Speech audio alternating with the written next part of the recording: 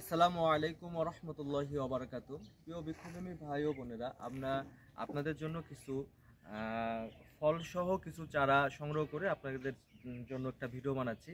তো আপনারা দেখতে পাচ্ছেন যে একটি ভিয়েতনামি 12 মাসি পিঙ্ক কাঁঠালের চারা।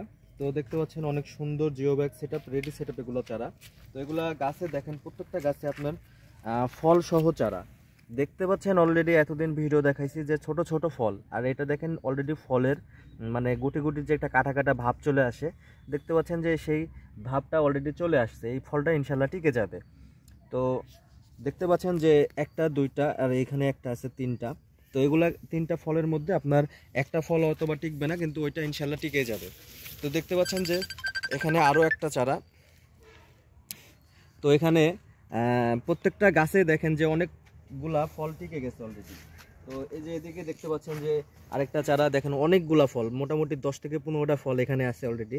তো এগুলা ফল ইনশাল্লাহ টিকে যাবে এবার।